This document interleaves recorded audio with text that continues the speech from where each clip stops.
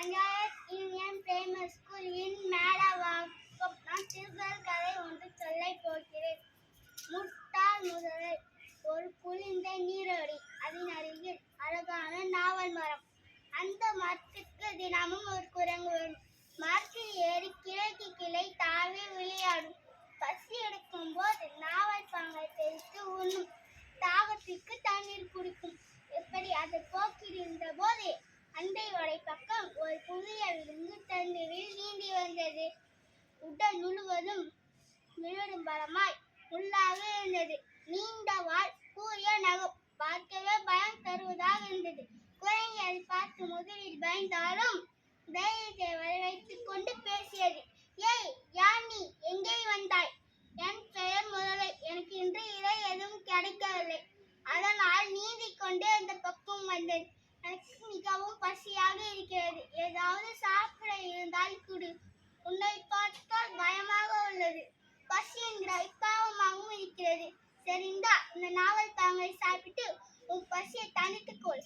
முதலில் அவருடன் வாயத்திலிருந்து எடுத்து சாப்பிட்டது. மிகவும் ருசியாக இருக்கிறது. இது என்ன பழம்? இதுவா? இது நாவல் பழம். நான் தினமும் இங்கேதான் வருவேன். சிறிது நேரம் மரத்தில் ஏறி விளையாடிவிட்டு பழங்களை தின்று நீரை குடித்து பசியாற்றிக் கொள்வேன். நீ சரி என்றால் நானும் இங்கே அடிக்கடி வருவேன். நாம் இருவர் நண்பர்கள் ஆகலாம். என்ன சொல்கிறாய்? நல்ல யோசனைதான். எனக்கும் விளையாட துணை இல்லை. சரி, அப்படியே செய்வோம். இந்த பழங்களை கொண்டு போய் உன் வீட்டில் கொடு. முதலில் பத்திரமாக எடுத்து சென்று தன் மனைவியிடம் கொடுத்தது. இந்த பழம் அத்தனை ருசியாக இருக்கிறது. நானே எப்போதுதான் ருசித்தேன். இது நாவல் பழமா? முதலை தான் பசியோடு இருந்தபோது குரங்கை சந்தித்த கதையை கூறியது. கவலைப்படாதே, இனி என் நண்பனிடம் இருந்து இன்னும் கொஞ்சம் அதிகமாக பழம் தெரித்து வாங்கிட்டு வருகிறேன். இப்படி அடிக்கடி குரங்கிடம் இருந்து தன் கணவன் நாவல் பழங்களை வாங்கிட்டு வந்து தருவது சித்த பெண் முதலைக்கு அறிவு வாங்கியது.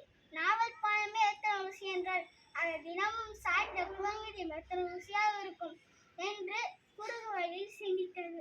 உங்களை ஒன்று கேட்கட்டமா? கோவிக்க மாட்டீங்களே? எது சொன்னாலும் கோவிக்க மாட்டேன்.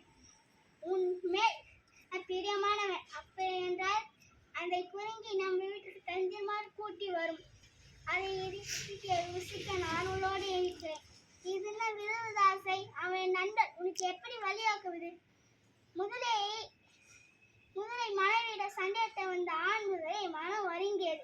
சிறிது காலமே பழகாலும் நல்ல நண்பனுக்கு துரோகம் செய்ய விரும்பவில்லை. ஆனாலும் வேற வழி என்று குரங்கிடம் சென்றது. வா நண்பா, ஏன் தாமதம்? இன்னும் உன் முகம் வாட்டமாக இருக்கிறது.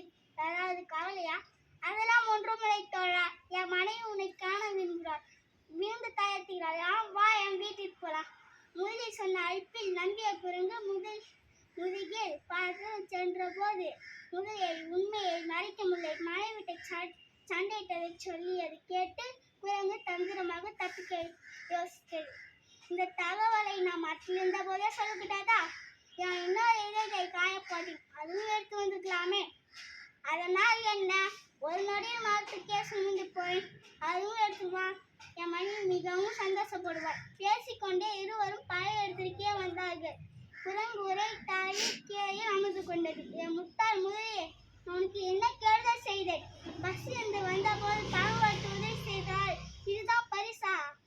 போய்விடுங்கிறது. அப்படி என்றால் இன்னொரு இதயத்தை சொல்லி ஏமாற்றியாங்க. வேற என்ன செய்ய முடியும்? உன்ன மாதிரி நன்றி கட்ட நண்பனிடம் போய் சரிதான் தப்ப வேண்டும். யாருக்காவது 2 இதம் உண்டா? போய்விடு, மீண்டும் இங்க வர வேண்டாம். குரங்கு விரட்டியது. முதலை சோகத்துடன் வீட்டிற்கு திரும்பியது. திருக்குறள் அதிகாரம் கூடான் நட்பு. குறள் 821.